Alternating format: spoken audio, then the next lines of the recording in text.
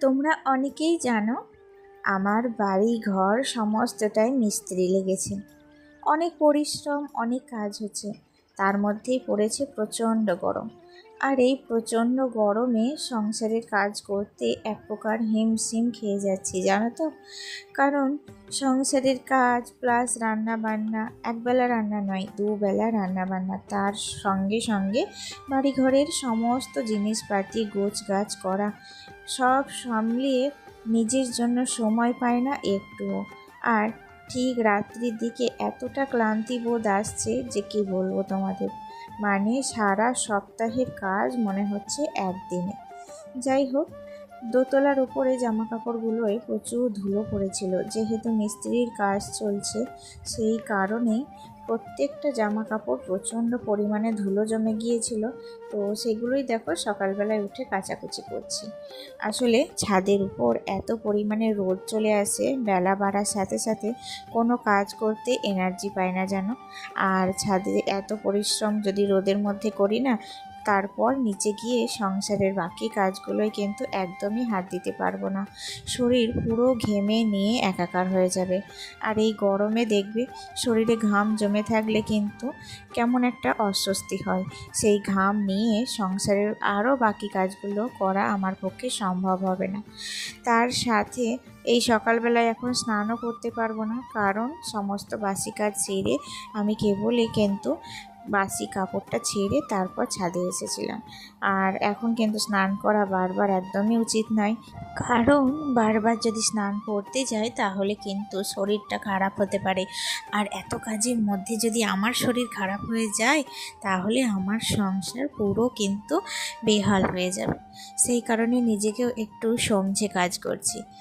যাই হোক, অনেক কথা অনেক গল্প হবে, তার আগে নিজের পরিচয়টা দিয়ে দেওয়া যাক। নমস্কার, কেমন আছো সবাই? আশা করছি সবাই খুব ভালো আছো। আমরাও বেশ ভালো আছি। আমি সুমি।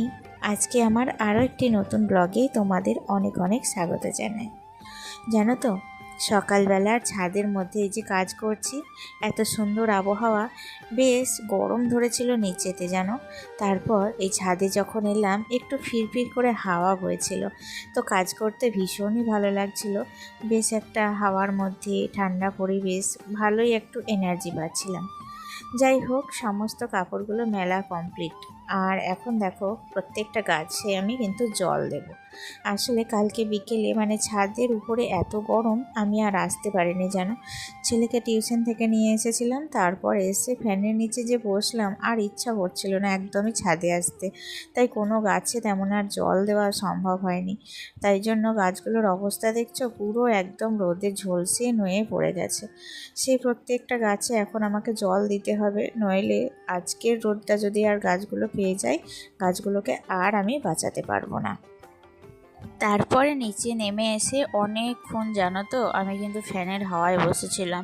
ওই যে বললাম না, ঠান্ডা হাওয়া যতই থাকুক তেমন একটা হাওয়া তো ছিল না, গরমটা কিন্তু বেশ ধরেছিল, এসে প্রচুর গরম ধরে গিয়েছিল।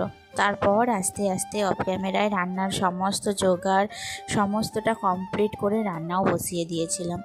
এখন করলাম কচু দিয়ে আমড়া দিয়ে টক। আর দেখো তার আগে করেছি একটু মুগের ডাল সিদ্ধ, এখানে করেছিলাম একটু পোস্তর তরকারি। বাবুর লেগে আজকেও কিন্তু তরকারি তুলে রেখেছি। আমি ওকে এখন কি বলতো, সবজি বিভিন্ন রকম শাক সমস্তটা খাওয়া আস্তে আস্তে অভ্যাস করছি। যত দিন যাচ্ছে ওরও তো খাওয়ার পরিমাণটা বাড়ানো উচিত, কারণ ওইটুকু ভাত যদি না খায় তাহলে সারা দিনটা ওর কাটবে কেমন করে, আর শরীরে পুষ্টি বা কতটুকু যাবে, তাই না?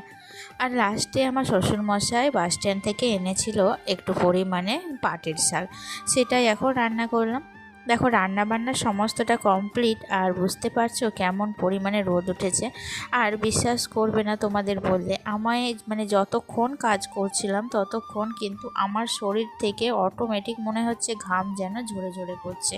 তো এই গরমে আমি তোমাদের একটা টিপস দেবো, মানে শরীরে যতটা ঘাম বেরিয়ে যাচ্ছে তার থেকে বেশি তুলনায় তোমরা কিন্তু জল খাওয়া প্র্যাকটিস করো, কারণ একমাত্র শরীরে কিন্তু এর একটাই সমস্যার সমাধান, সেটা হচ্ছে জল খাওয়া।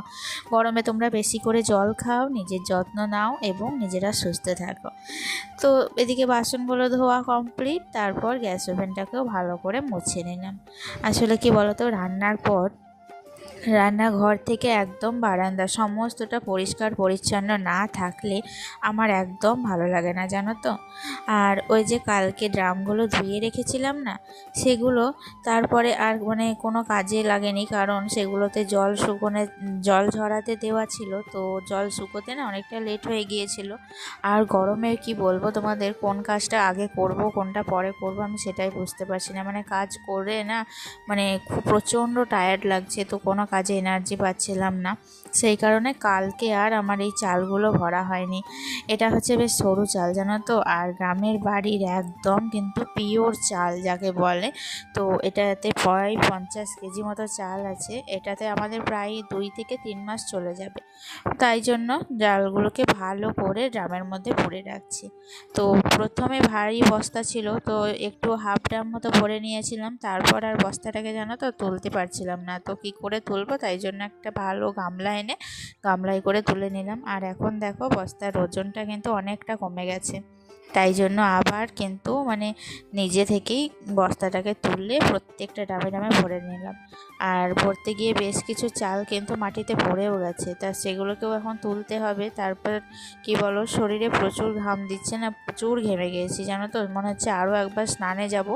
তো এই কাজটা কমপ্লিট করে নেব, স্নান করব, তারপর ছেলেকে খাওয়াবো।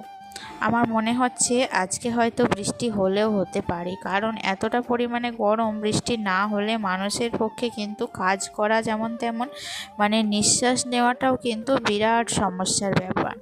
সেই দেখো সমস্ত জামা কাপড় মানে এখন মেলে দিয়েছিলাম না ছাদে, সেগুলোই এখন তুলতে এসেছি। আকাশটা মেঘলা মেঘলা করছে, হয়তো বৃষ্টি হলেও হতে পারে। আর আমি চাই যাতে বৃষ্টি একটু হোক, কারণ আমি বিশেষ করে আর পারছি না, এত গরম আমি সহ্য করতে পারছি না, জানো তো। ভীষণ কষ্ট হচ্ছে সংসারে মানে প্রত্যেকটা কাজ করতে। সেই ভোর 5টা থেকে উঠে সংসারের একটা একটা করে এতগুলো কাজ মানে এক ধাপে ধাপে সবগুলো কমপ্লিট করা কি মুখের কথা বলো তো।